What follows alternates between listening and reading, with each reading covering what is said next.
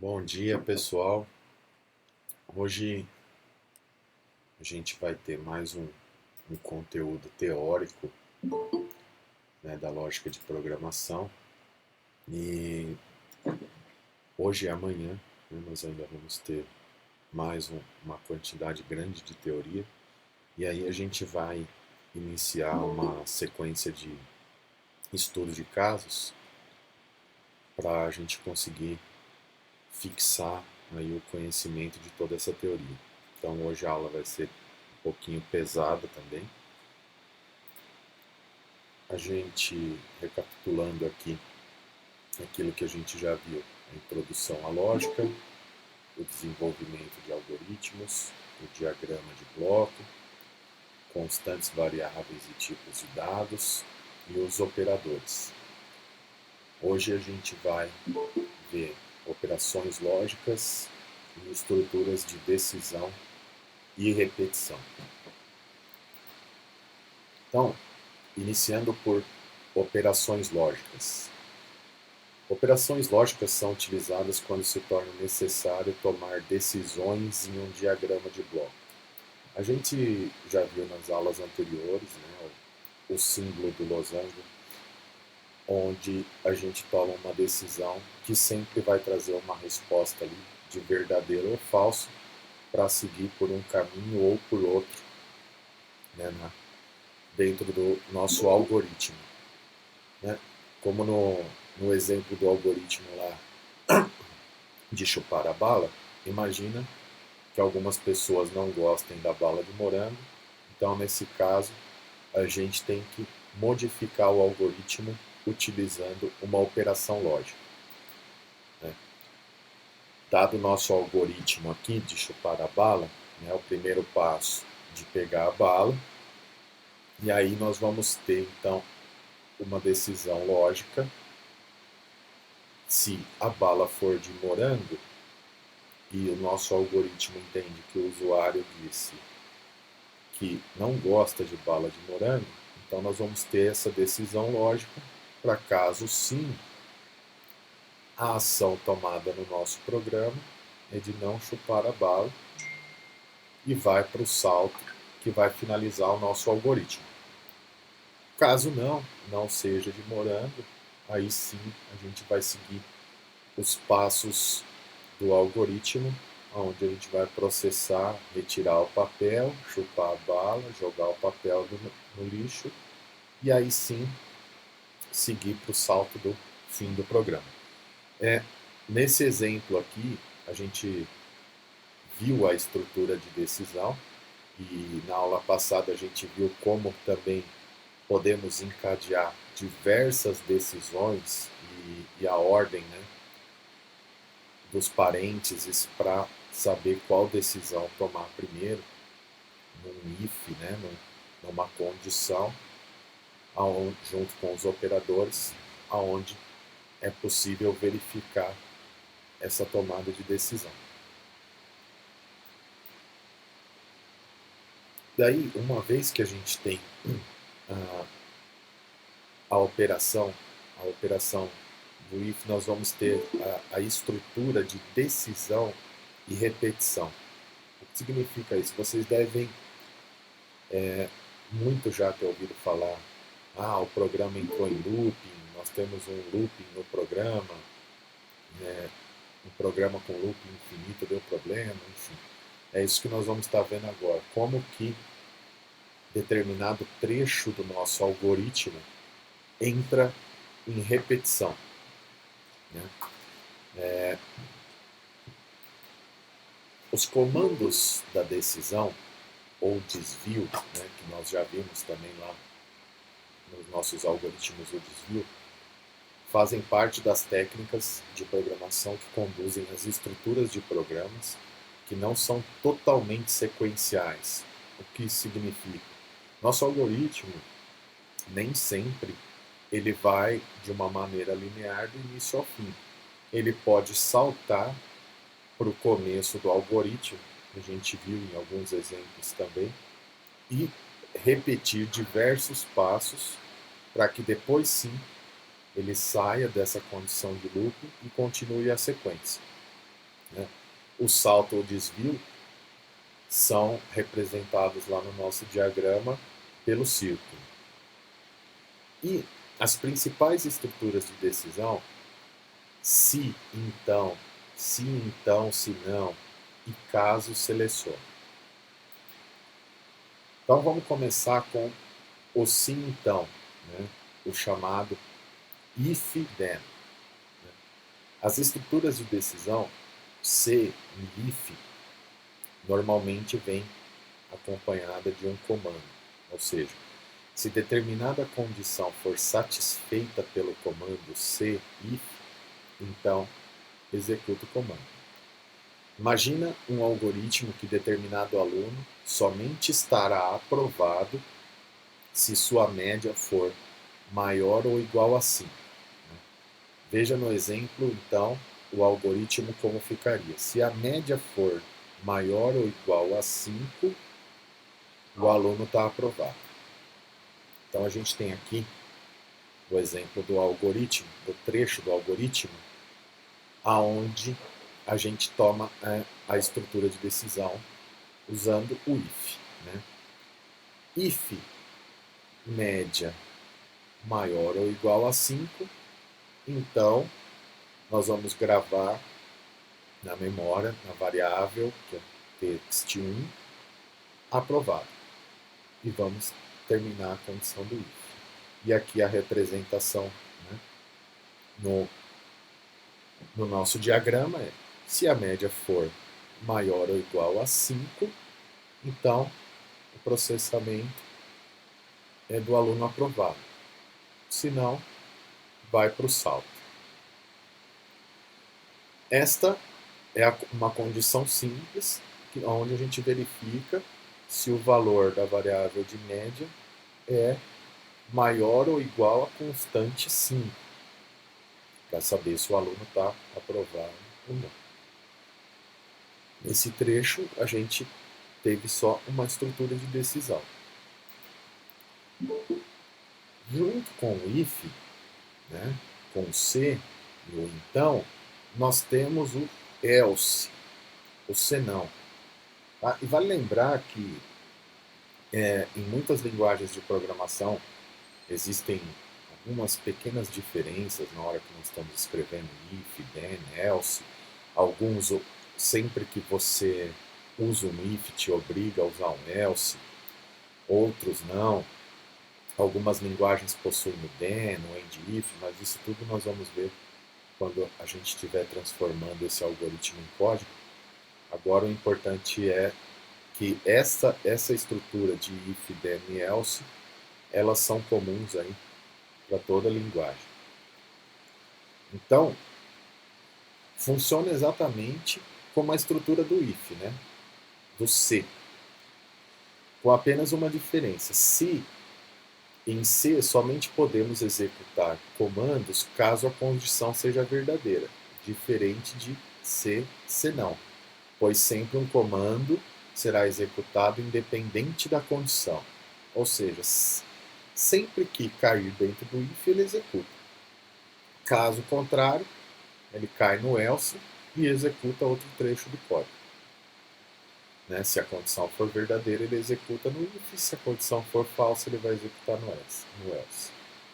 Salvo quando a gente viu nos nossos operadores que nós podemos negar uma expressão, né? E aí ela estaria invertida. O que não é uma boa prática de programação, né? Vocês vão ver depois com mais detalhes, é que nunca se nega uma expressão verdadeira e inverte o if com o else, né, na ordem do seu código, porque isso gera uma confusão mental no desenvolvedor que vai ler seu código depois de você, e até em você mesmo. Quando você estiver revisando seu código, você não vai lembrar que você negou uma expressão, e a chance de você gerar um bug é muito grande. Então vamos ver aqui esse algoritmo, como ficaria com o senão, com o else. Né? Então, se a média for maior ou igual a 5, o aluno está aprovado. Se não, o aluno está reprovado. Então, entrando no algoritmo, média é igual a 5? Sim. Aluno aprovado. Processamos aí a variável, colocamos o valor, o aluno está aprovado. Se não, o aluno está reprovado. E aí, ambos saltam para o mesmo trecho do algoritmo, onde o valor da variável vai estar diferente aqui para a continuidade do programa. Ou ele vai estar aprovado, ou ele vai estar reprovado. Eu pus um pequeno trechinho de código aqui em JavaScript, que vai ser a próxima linguagem que nós vamos ver, declarando aqui uma variável global de aluno. Estou declarando aqui, não vamos entrar muito nos detalhes, porque nós vamos ver isso dentro de JavaScript, a declaração de variáveis e os tipos dela. Aqui a gente está declarando uma variável global, estamos guardando, a variável aluno, reservando um pedaço da memória para guardar um valor dentro dessa variável. E aqui nós estamos realizando a condição if, que é o nosso C, média for maior ou igual a 5, então vamos guardar o valor, o texto, aprovado. Se não, nosso else, o aluno está reprovado. Tá? Nós vamos ver as estruturas com os blocos de código, o porquê disso, na hora que nós estivermos vendo a linguagem. Mas esse é só um exemplo de como ficaria essa condição na linguagem de programação. Como a gente transforma esse nosso algoritmo aqui em programa. Agora, é bem importante lembrar que a gente pode encadear várias estruturas de decisão dentro de uma estrutura de decisão. Então, redesenhando aqui o nosso algoritmo, a gente começa perguntando: a média é maior ou igual a 5?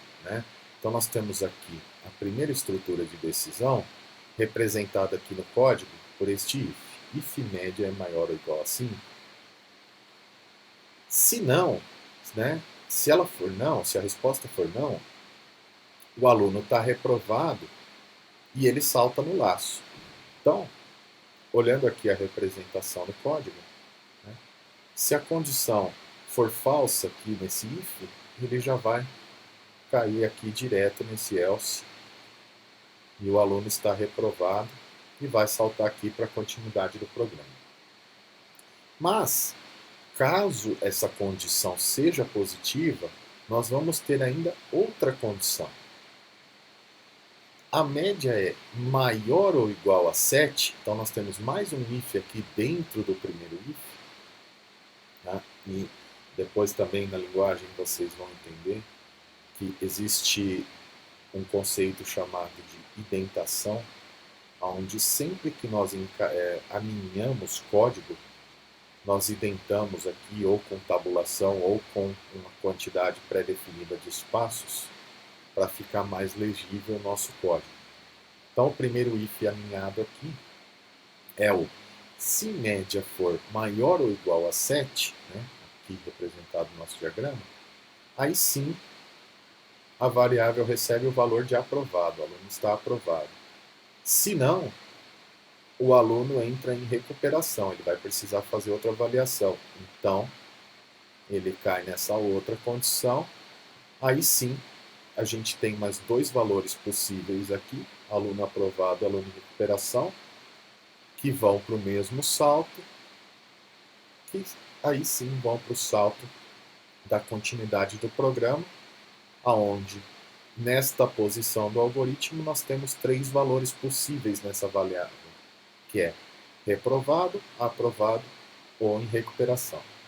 E aí imagina que isso aqui poderia ter uma quantidade infinita de ifs alinhados um dentro do outro, que também geraria um problema visual, um problema de interpretação de código, e até mesmo aqui no algoritmo. Nós vamos ver também como que a gente evita de alinhar diversos ifs um dentro do outro, que vai tornar aí o nosso código ilegível.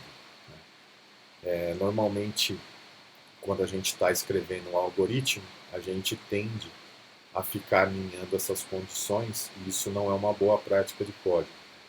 Diversas condições alinhadas aqui tornam uma grande dificuldade de leitura e possibilitam também a aparição de bugs. Porque se você nega uma dessas condições aqui, você inverte todas as outras. Então fica bem fácil de você gerar um bug no seu código. E aí, para evitar esse tipo de situação, quando você sente que você deveria alinhar diversos ifs, existe o caso selecione, né, que é o nosso select case. Eu não vou trazer a estrutura de código dele agora, mas eu vou explicar o conceito de como funciona aqui o select case, né, que é uma estrutura de decisão onde você testa um determinado valor e você tem uma lista de casos para que aquele valor seja executado, para que aquele trecho do programa seja executado, ou e quebre o loop, ou ele continue num loop até que ele ou seja verdadeiro ou atinja um valor pré-definido padrão. Então aqui, eu não trouxe a representação em código, eu vou trazer aqui só no diagrama para ficar um pouco mais simples da gente ver como que funciona isso. Cada case do select case ele é representado por uma estrutura de decisão de sim e não, né? Uma estrutura de verdadeiro ou falso. Então, o nosso select case aqui é o recebe OP. Então nós vamos dizer que recebe OP testa o OP, né? Ele vai testar o conteúdo de OP. OP é igual a 1, caso sim, ele vai colocar o título no nosso programa aqui de opção 1. Caso não, ele cai no próprio caso, no próximo caso. E assim por diante, ele vai testando caso sim, caso não, caso sim, caso não, caso sim, caso não. Até que, quando ele termina de testar todos os casos, ele tem o 5 aqui como um valor padrão, a quebra desse looping, e então ele vai sair da estrutura de decisão, colocando, caso seja verdadeiro, a opção 5, caso não, o valor padrão é a opção encerrada. Então, na prática, o que acontece? Ele tem um valor que ele está testando em 5 casos aqui dentro da estrutura do código, e a qualquer momento ele pode saltar. Ele vai testar 1, 2, 3, 4 ou 5. Se um for verdadeiro, ele já salta. Se nenhum dos 5 for verdadeiro, ele joga para um valor padrão na estrutura e grava aqui na variável e exibe na tela aqui o valor da variável de título, qual foi a opção escolhida. Agora, comandos de repetição.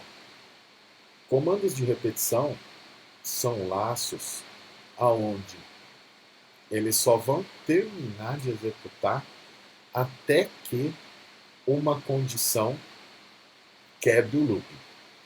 Isso aqui é uma das coisas mais perigosas que a gente tem quando a gente está escrevendo um programa. Sempre que a gente escreve um laço de repetição, a gente precisa dar uma saída para o código, nem que seja estourar um erro ou dar uma exceção. Porque caso a gente não faça isso e a gente erre a nossa lógica, esse laço vai ficar executando infinito, consumindo o computador infinito até ele travar, ou bilhetando infinito caso a gente esteja aí numa computação em nuvem onde a gente é pago por execução do programa. Né? Isso aconteceu recentemente com um dos nossos queridos Júnior, e aqui na OPA, né? Ele deixou um laço desse aqui sem uma saída e o programa nunca terminava a execução. É por isso que isso gerou um custo absurdo na nossa computação em nuvem. Então, isso é muito importante a gente sempre revisar quando a gente cria um laço, é dar uma forma da gente sair desse laço. Né? Por caso a condição não prevista nunca quebre o laço de maneira normal, a gente tem que ter uma boa prática que é a gente pré-definir uma quantidade de vezes ou de tempo que aquele laço pode executar de acordo com uma previsão e depois quebrar, enfim. Nós vamos ver em detalhe dentro das linguagens. Mas na teoria, como que isso funciona? Eu trouxe aqui 3 formas da gente criar um laço. São as formas aí mais utilizadas.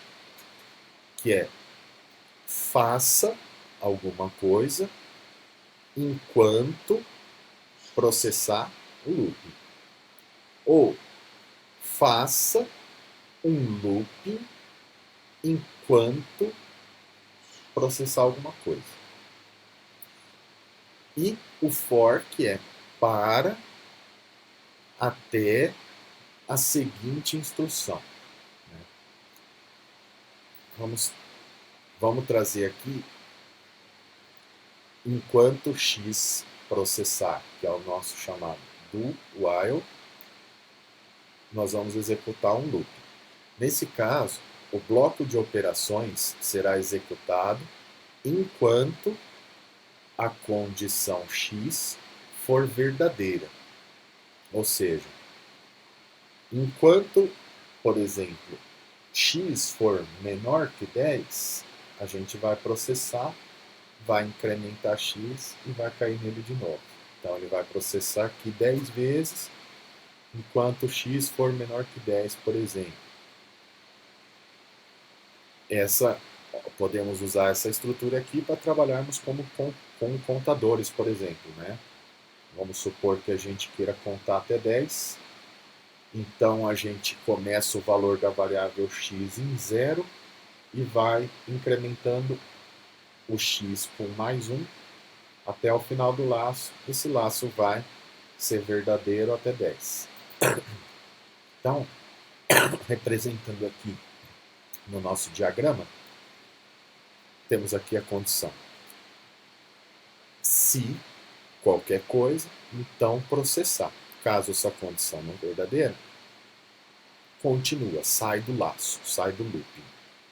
Então, esse aqui, como que a gente representa esse looping?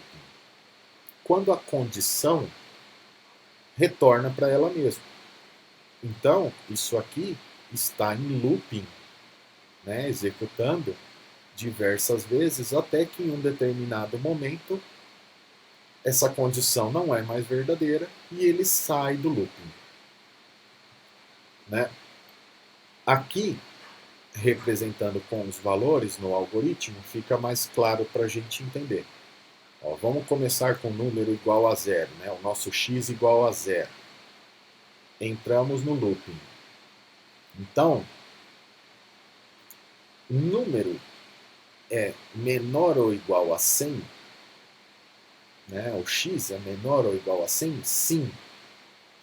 Então, a gente adiciona mais 1 no número e volta para o laço. Ele continua menor que 100? Sim. A gente adiciona mais 1 e volta para o laço até que ele vai chegar em 100 e vai sair do laço. Né? Como eu falei anteriormente, imagina que essa variável aqui pode ter chegado com um valor diferente de numérico, e aí o programa não vai entender, e ele vai ficar preso nesse laço aqui eternamente. Seu programa nunca vai sair daqui. Né? Então, a gente tem que sempre tomar cuidado quando a gente cria um laço, para a gente forçar que eventualmente, em determinado momento, essa condição vai quebrar para ele poder sair do resto do programa. Mas a gente vai ver isso em mais detalhes na hora de escrever o código.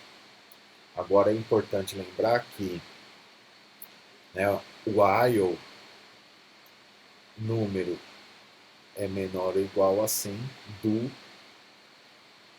a somatória, né? Se ele não for, ele vai saltar. Agora, nós vamos fazer um looping onde a gente faz antes de checar a condição, que é o do loop while, né? Então, nesse caso, primeiro são executados os comandos e somente depois é que é realizado o teste da condição, né? Se a condição for verdadeira, os comandos são executados novamente. Caso seja falso, ele já vai saltar aí do nosso loop. Então, a diferença em relação ao nosso diagrama anterior é que aqui a gente tem do processar, o while, o C. Se o while for negativo, ele sai. Se o while for positivo, ele processa de novo. Na prática, qual é a diferença entre esses dois?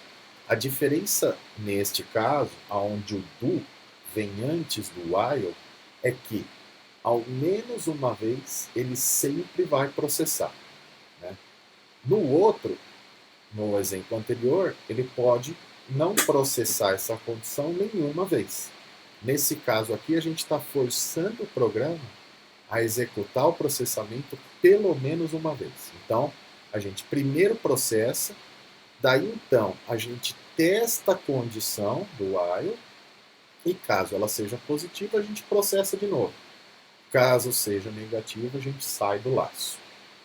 Então aqui, vendo com os valores no diagrama, se o número já é igual a número mais 1. Então vamos supor que o número seja 0 aqui, ele foi a variável número, tem o valor inicial dela de 0. Então nesse trecho do código ela já vai virar 1. E aí sim, nós vamos perguntar, número é menor ou igual a 100? Caso seja afirmativo, ele volta. Caso não, ele continua. Mas imagina que, se no nosso programa o número já for 100, aqui ele vai ficar 101, de todo modo. E aí você vai sair já do programa.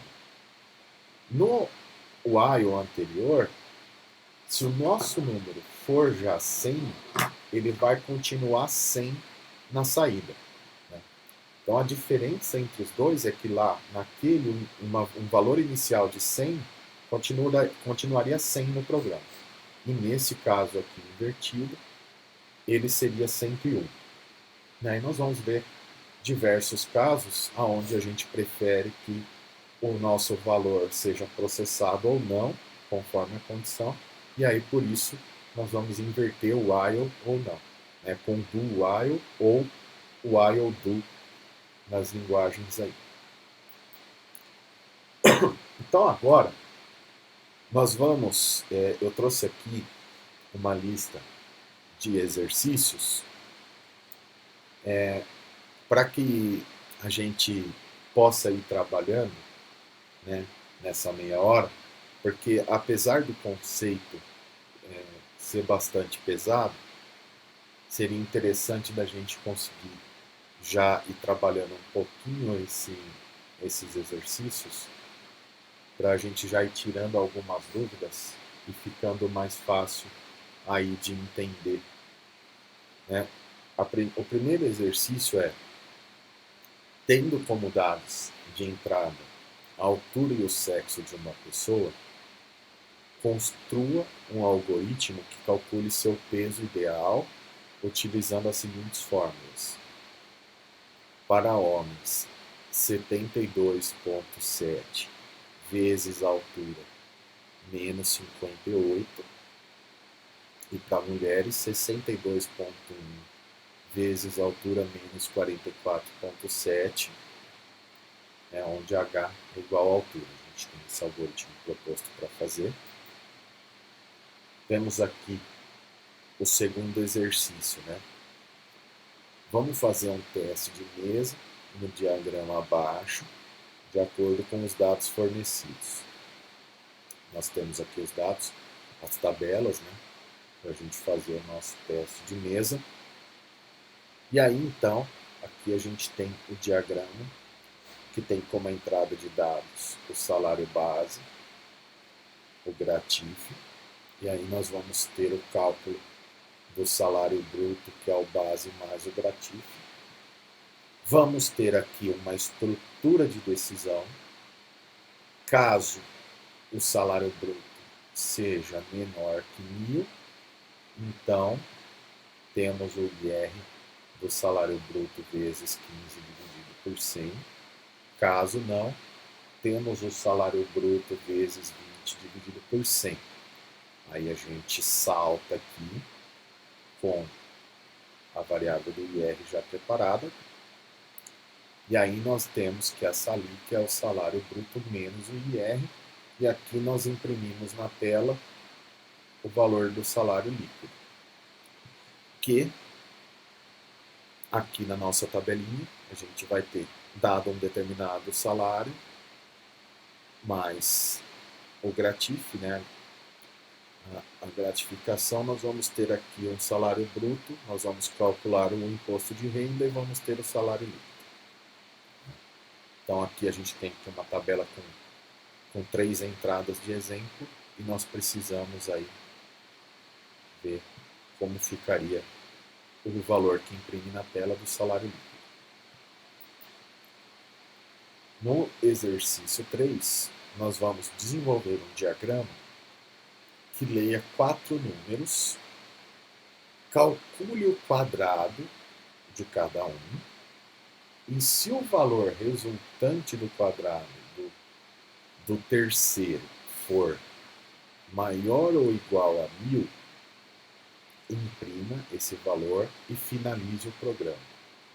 Ou seja, a gente vai estar tendo um salto no nosso programa caso o valor do terceiro for maior ou igual a 1.000.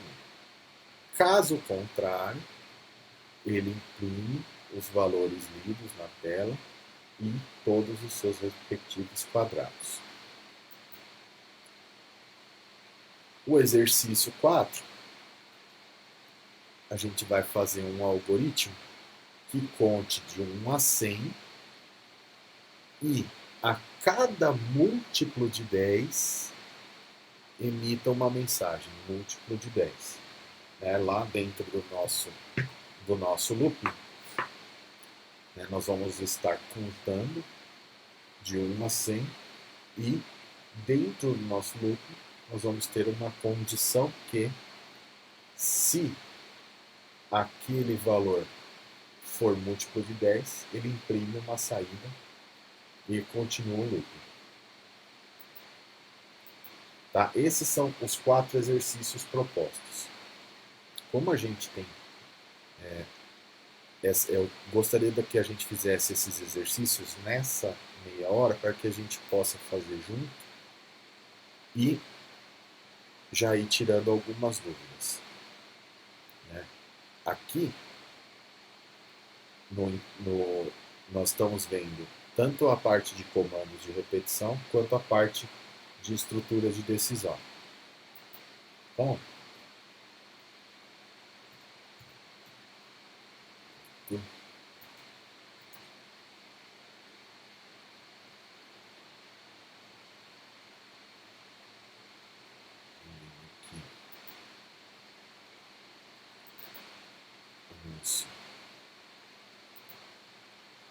diagrama.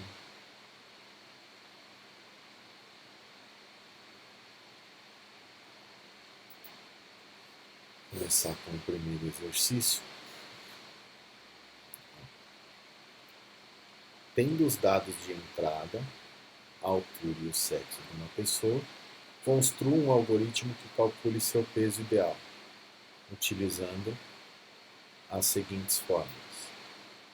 Então, deixa eu tirar essa janela. Vou tirar essa janela daqui para compartilhar aqui o diagrama. Então, nós temos o chart.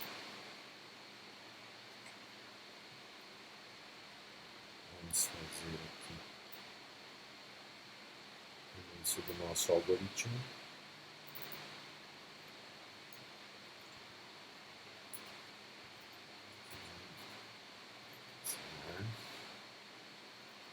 Aí o que a gente espera aqui? A gente espera dados de entrada. A gente precisa saber a altura.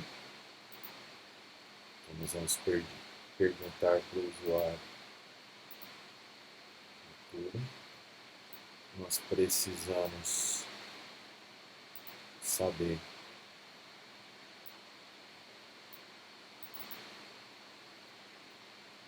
o sexo.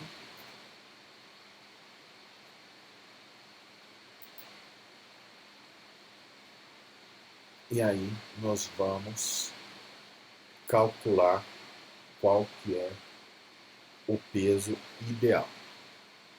Então, quem arrisca dizer aí qual que é o próximo bloco que a gente vai colocar no nosso diagrama?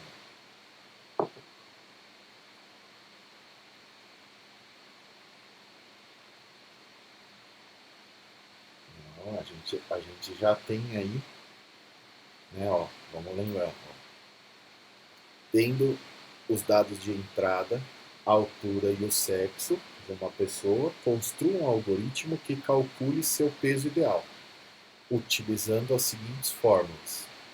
Ó, nós temos dois tipos isso de decisão. Nós temos dois tipos de fórmulas, uma para homem e uma fórmula para mulher.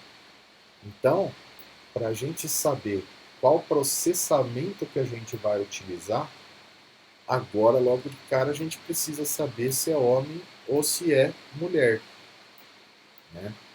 Então nós vamos perguntar aqui: sexo é igual a masculino? Vamos pôr só ele aqui. Né? Então a gente recebeu a altura e a gente recebeu o sexo. Sexo é igual a masculino? Então nós temos aqui dois processamentos.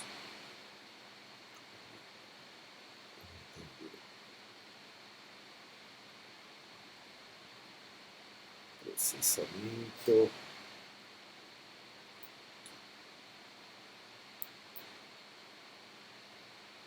Caso sim,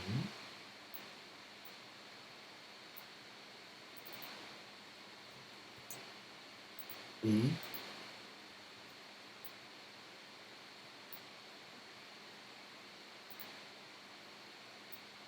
caso não,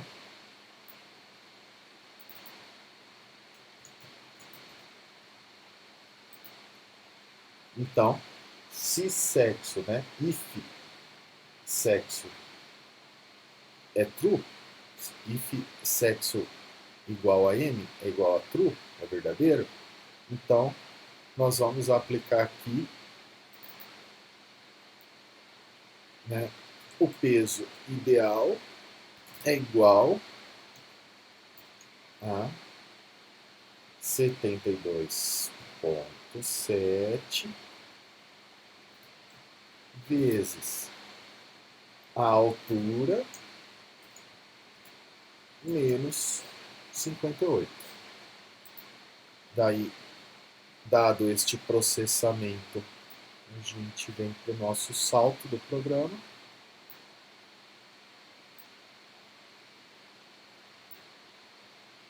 Onde nós vamos imprimir na tela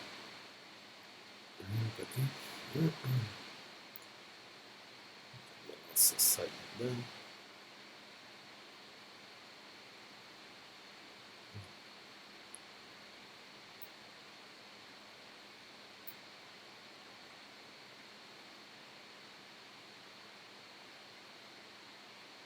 Estou clicando aqui nessa saída.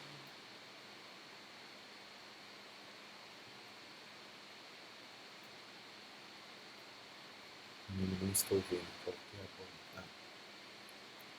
Bom, e vamos terminar aqui nosso programa.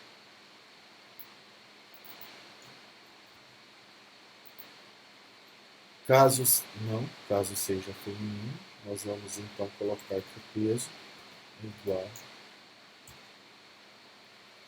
a 62,1 vezes a altura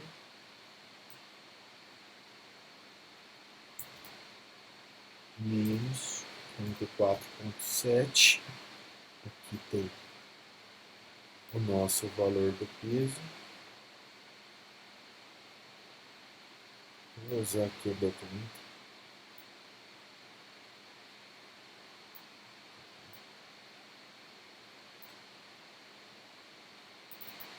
Onde a gente vai ter aqui.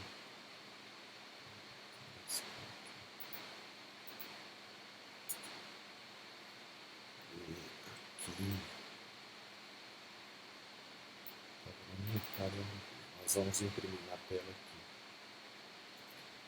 o peso e vamos terminar o programa.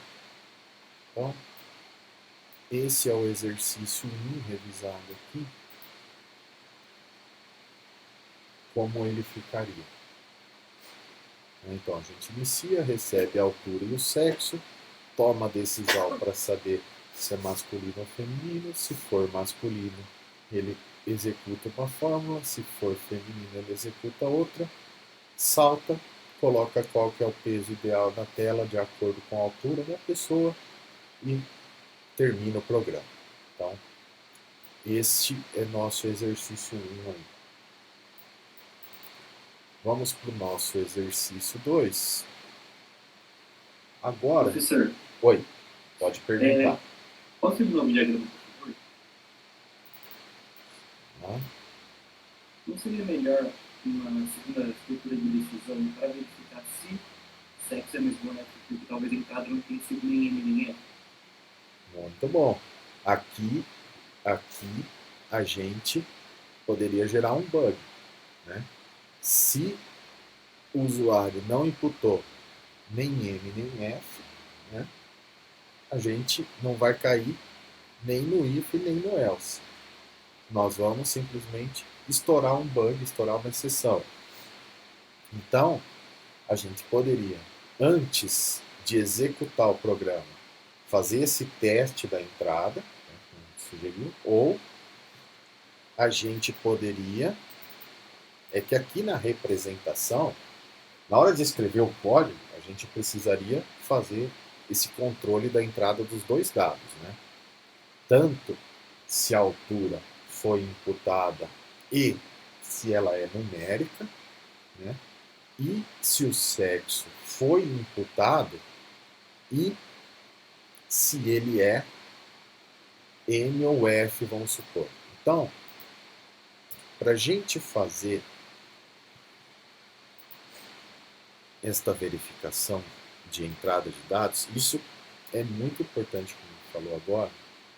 Quando nós estivermos escrevendo realmente um programa que recebe parâmetros, seja uma API, ou seja, um programa de terminal que recebe um input manual, a leitura de um arquivo, primeiro a gente tem que tratar a nossa entrada de dados.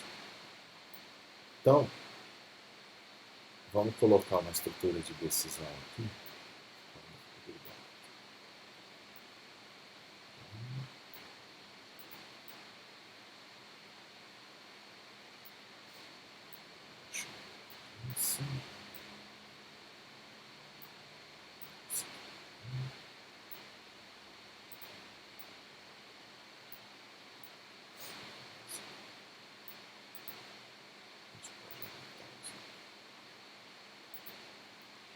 Então, vamos fazer o seguinte. Esse aqui é o nosso programa. Para que o programa não acabe em bug, vamos fazer a verificação dos dados de entrada. A altura é diferente de nulo int altura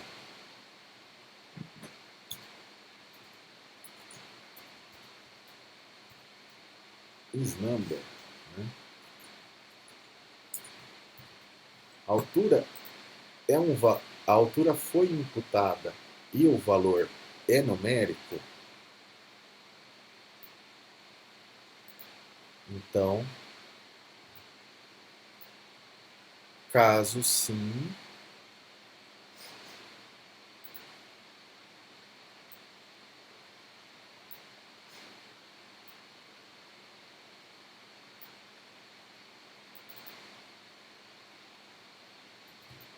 a gente vem para o salto. Caso não,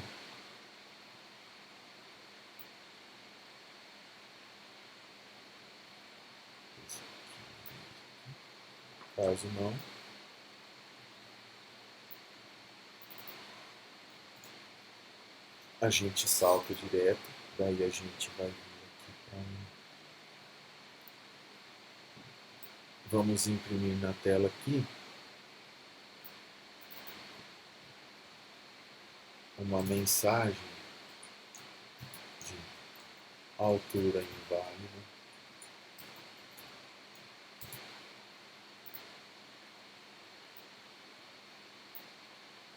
E terminamos o programa sem processar. Daí então, caso sim, a gente vai ter mais uma estrutura de decisão.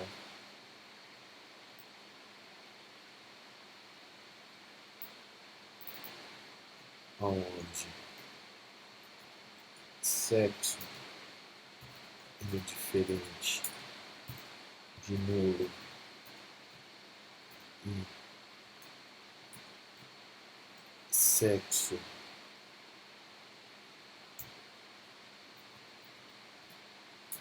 da ordem dos parênteses, ele é diferente de nulo e sexo é igual a M ou sexo é igual a F.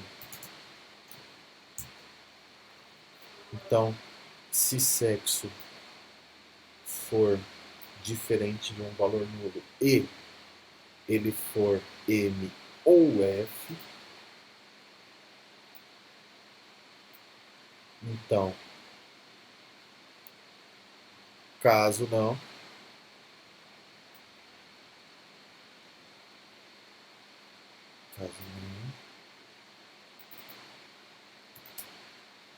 a gente vem para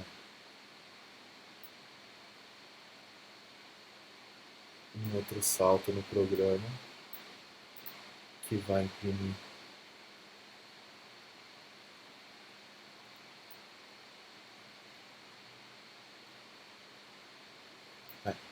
para otimizar o desenho. Foi o seguinte: vamos jogar esse cara, vamos jogar o não do mesmo salto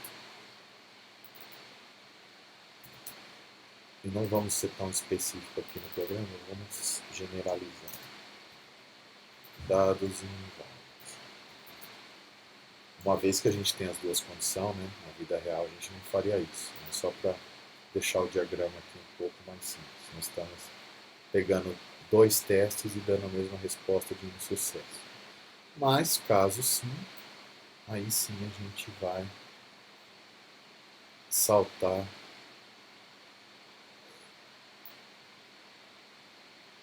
para a próxima condição.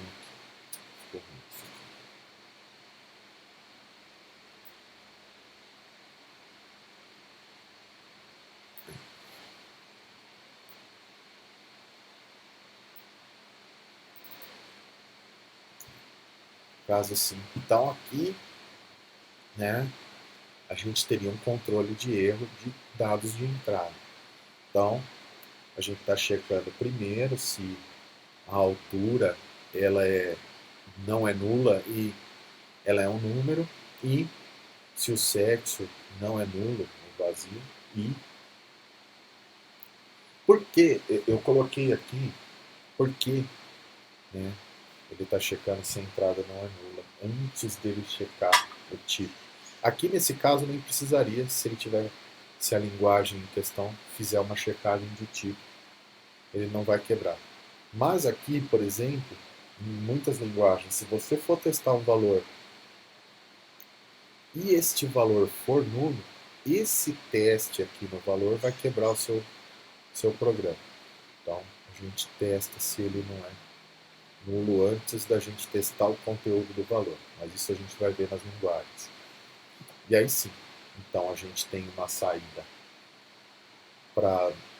de erro na tela, né, de dados inválidos, que aqui poderiam ter duas saídas, né, uma para cada condição, sendo uma saída na tela de sexo inválido e outra de altura inválida, para não quebrar as fórmulas aqui utilizadas na hora de fazer o cálculo do peso ideal, que vai imprimir aqui o peso na tela e encerrar o programa.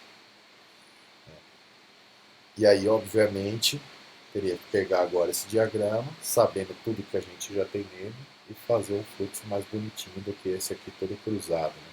Quando a gente for fazer um diagrama para apresentação, uma coisa que a gente tem que evitar é cruzar linha, tá? Como eu fiz aqui. Se a gente cruzar uma determinada linha, tem que dar uma reposicionada, porque as linhas cruzadas elas geram confusão na leitura, principalmente se o algoritmo for bastante complexo. Mas aqui a gente tem aí um exemplo aí de como ficaria esse exercício com o controle de entrada. Todo mundo entendeu? Tem mais alguma dúvida, sugestão nesse algoritmo?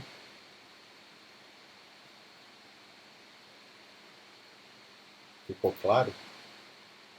Eu tenho uma dúvida, professor. Pode dizer, Thiago. Os algoritmos, eles são utilizados no mercado mesmo ou é algo de processo de aprendizagem? Sim, são muito utilizados. São muito utilizados para quem faz bem feito, né? Deixa eu dar um exemplo aqui.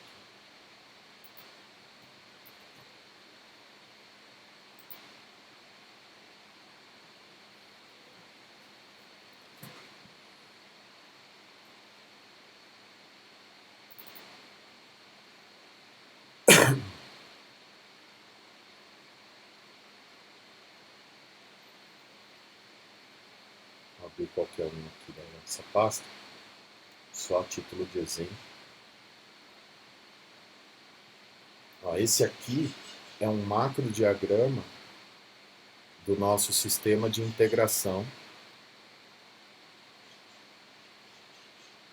aqui todo desenhado, de como funciona o nosso integrador entre os supermercados e o Super-Ovo. Né? Aqui ele inicia um job e aqui ele lê os produtos aqui do lojista, gera um arquivo, manda para a nuvem, etc. Cada caixa, cada cubo desse aqui representa um sistema. Estou mostrando aqui o diagrama que está por fora do sistema. Então, cada um desse aqui é um conjunto daqueles algoritmos. Né? E aqui também a gente tem umas representações dos serviços da Amazon que a gente está utilizando, que nós vamos ver também, né, no curso com as linguagens, aqui o Amazon S3, o Lambda, que executa o código. Aqui, na parte laranja, a gente tem os pontos de intersecção entre sistemas e por aí vai. Então, com essa documentação aqui, o desenvolvedor que estiver trabalhando nessa arquitetura, ele consegue entender aonde os pontos de ação dele, que são essas caixas laranja aqui, são executados para que o programa dele funcione. Eu tenho um outro aqui, deixa eu ver se eu tenho um mais visível.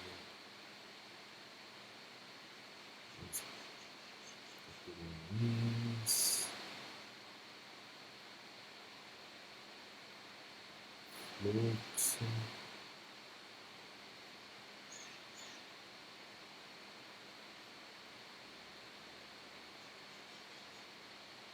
Promoção. Eu queria um aqui Não lembro onde está agora.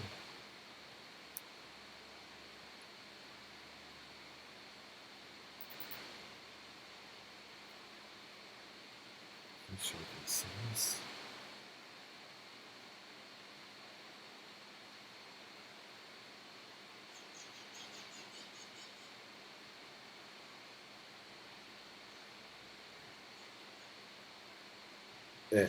Não era esse que eu queria, mas esse aqui também é um bom exemplo. Esse não fui eu que fiz, foi alguém da equipe. Esse aqui, Fluxo White Label Desktop. Eu não sei que desenvolvedor que fez, mas aqui está um bom exemplo. Veja como que o algoritmo desse fluxo é complexo. Imagina que a gente tenha que escrever esse programa, e se você não desenha esse algoritmo aqui antes de escrever esse programa, você sequer consegue testar, você não consegue mostrar para quem quer que seja, entender como que vai funcionar o seu sistema. Então, aqui como boa prática na empresa, sempre que a gente vai desenvolver um novo programa, um novo microserviço, a gente desenha aqui todo o algoritmo, todo o fluxo. Esse aqui é um fluxo de entrada no aplicativo. Uma tela, a gente chama de tela de bloqueio aqui, é quando você abre um aplicativo, seja do SuperOpa ou qualquer white label da OpaBox, você verifica se o usuário tem cadastro, se ele já imputou o endereço, se ele vai adicionar o CEP, se ele não sabe, se ele por aí vai. Aí depois se ele vai fazer login com o Google, login com o Facebook, se ele vai se cadastrar, se ele já tem cadastro, se vai estourar pop-up, se não vai, se vai com endereço, sem endereço, se ele vai para a home da loja, e etc, etc. Então, no mercado, assim, é sempre boa prática escrever e documentar o seu programa antes de você começar a programar. O que acontece é que no dia a dia, muita empresa fala, pô, a gente documentar gera custo, a gente não tem tempo de documentar, vocês vão ouvir muitas pessoas falando, o código-fonte é o melhor documento. Não é bem assim, porque quando estoura algum bug e um desenvolvedor vai começar a depurar aquele código, primeiro que ele precisa saber, se ele não conhece aquele sistema que ele vai depurar, é entender como o sistema funciona. E a melhor forma de você entender como o sistema funciona é você ler o seu algoritmo, executar algum teste de mesa e aí entender por que o programa que está executando está retornando um bug ou não. Então, uma vez que você conhece o algoritmo, entende o sistema, e aí sim você vai olhar para o código e vai começar a analisar. Se você, por exemplo, vai informar isso para um usuário, vai validar com o seu usuário como que o seu programa vai funcionar, a melhor forma de você fazer isso é através do diagrama aí do seu algoritmo. Né?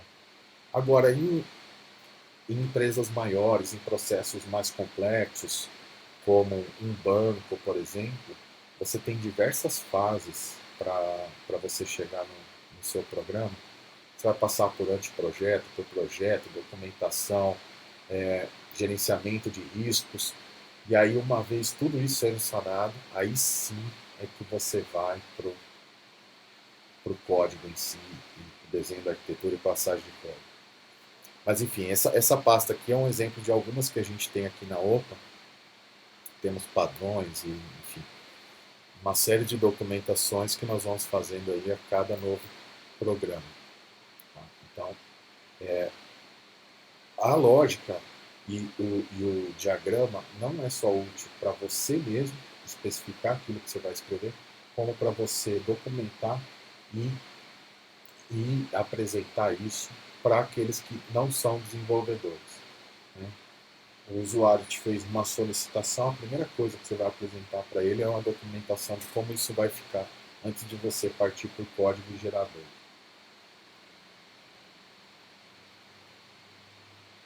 A gente excedeu aqui no tempo, Então, eu não vou resolver com vocês esses outros exercícios hoje, mas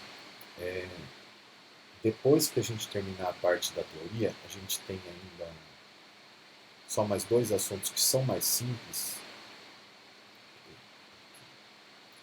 que é a representação de um arquivo de dados e a geração de relatórios, que nós vamos ver amanhã. E aí a gente vai partir por uma bateria aí de estudos de caso mais práticos, ainda na lógica de programação, antes de entrar na primeira linguagem. Aí, quando a gente entrar na linguagem, nós vamos fazer os programas de acordo com esses exercícios que a gente trabalhou na lógica, para ficar bem mais visível aí. Tudo que a gente está vendo aqui na parte da lógica em código e, né, como o Thiago falou, né, a importância aí do porquê o diagrama e por que isso vai ajudar a gente na hora de escrever o código. E também existem, né, alguns modelos, né, alguns patterns sobre diagramas. Né? Existem a UML, que depois vocês podem pesquisar. Não é o diagrama simples, mas é uma metodologia para que você documente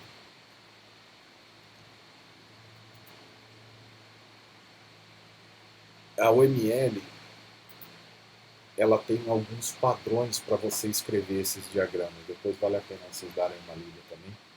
Que no mercado, né, a Unified Model Language é uma metodologia para você escrever essas documentações. No mercado é uma das mais utilizadas hoje em dia para você fazer esses diagramas e documentar os seus programas. Aqui na Wiki tem aqui uma visão geral de como que funciona e quais são os tipos de diagrama que são empregados aqui na hora de você especificar e documentar um sistema antes de desenvolver.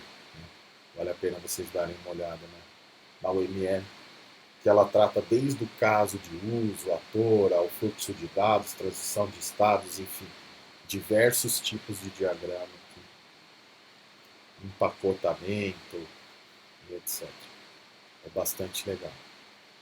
Tá? Mas eu confesso que na prática poucas empresas documentam bem seus sistemas antes de sair desenvolvendo, e é por isso que a gente tem tanto bug aí em tanto sistema. Lógico, documentar e revisar gera um custo, mas lá na frente existe uma vantagem, né, quando você está bem documentado, na hora de corrigir um bug ou evoluir o seu sistema para quando você não está documentado. Então, esse custo se paga. Bom, então por hoje é só. E amanhã a gente vai ver esse final da teoria, o arquivo de dados e relatórios, e aí vamos partir para uma bateria de exercícios e casos mais práticos. Obrigado a todos aí pela presença de hoje. Em breve já vai estar no ar aí essa aula gravada. E a gente se vê amanhã. Obrigado, pessoal.